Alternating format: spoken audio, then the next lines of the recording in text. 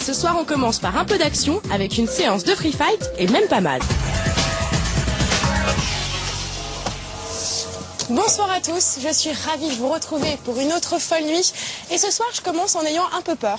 Bah oui, parce que l'association du mot free et fight laisse présager que l'entraînement qui va suivre pour moi va être un petit peu, on va dire, violent.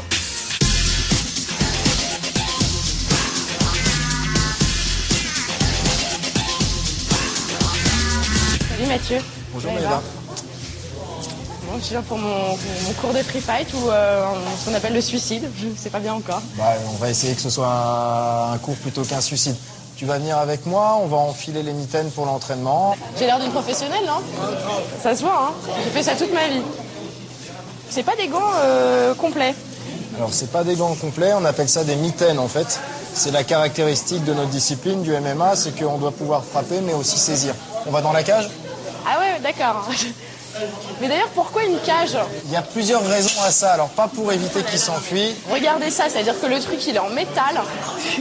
Tu peux l'ouvrir de l'intérieur ou pas? C'est en métal de l'extérieur, mais c'est tout rembourré à l'intérieur. Ah ouais. Pourquoi une cage?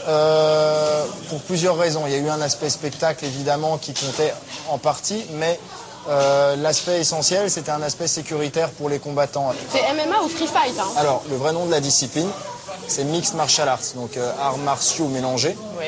Donc c'est ça qui est à l'origine de notre discipline, c'est-à-dire que le but était de réunir les techniques des différents sports de combat Du type, par exemple. dans un seul lieu. C'est-à-dire J'ai vu qu'avant... qu'il y avait des gens, enfin là ça ressemble à du judo par exemple. Alors, il y a des techniques au sol qui peuvent ressembler à ce qu'on voit au judo. Les projections qui viennent en général de la lutte libre.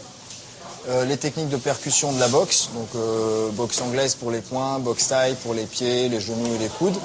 Et donc les techniques d'étranglement, de soumission. Est-ce que le MMA est vraiment aussi dangereux qu'on le dit? Le MMA n'est pas plus dangereux que n'importe quel sport de combat, puisque toutes les techniques qui existent en MMA existent séparément dans d'autres sports de combat. Nos projections ne sont pas plus dangereuses que celles que les lutteurs vont effectuer en compétition. Nos frappes ne sont pas plus dangereuses que celles que les boxeurs vont utiliser. D'accord. On va commencer avec un petit travail simple, c'est un travail sur le jab.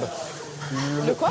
Le jab, c'est un petit direct, c'est un direct où on ne va pas rechercher de puissance, mais qui va nous servir à créer des opportunités qu'on va envoyer toujours avec le bras avant. Donc pour toi, c'est ton bras droit, ouais. Tu bloques et tu vas remiser, pareil.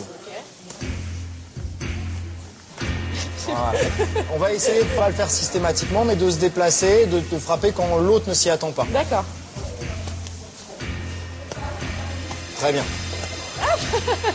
On va simplement passer à un autre exercice. On va compléter avec un enchaînement complet en boxe, c'est-à-dire qu'on va envoyer le bras avant, le bras arrière, et on va terminer en crochet du bras avant. C'est vrai que là, du coup, il faut protéger absolument tout parce que tous les coups sont permis, quoi, en gros. Alors, tous les coups sont permis, dans la mesure du raisonnable et en protégeant l'intégrité physique. 1, 2, 3. Très bien. Ouais. Bras arrière et le crochet. Super. 1, 2, 3. C'est ça. Là, on est sur la partie debout. Je vois que les élèves, ils sont au sol. Alors, en fait, il y a plusieurs phases dans un combat. La première, en général, c'est la partie boxe. C'est ce qu'on vient de commencer à travailler là. On va passer tout de suite à la partie lutte. La spécificité du MMA, c'est qu'on mêle finalement des techniques de sport de percussion avec des techniques de sport de préhension. On va devoir attraper l'adversaire.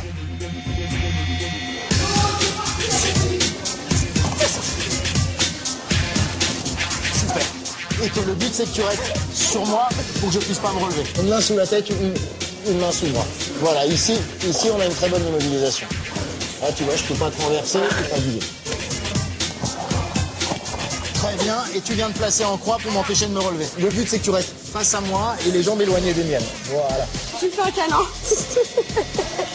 On peut gagner par hors combat comme ça peut arriver en boxe.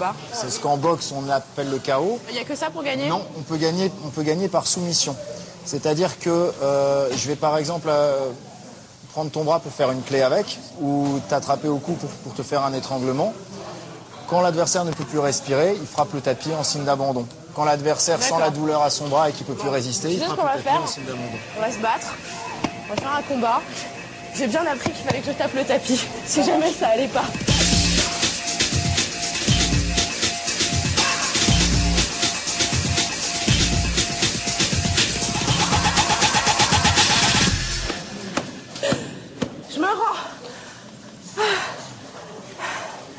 KO. Merci Mathieu. Bah, c'était avec plaisir. Je dois Maëva. avoir l'air maligne là. Je te laisse retourner à tes élèves. Vas-y, retourne et puis tu reviens nous voir quand tu veux. Je vais aller prendre une douche par contre.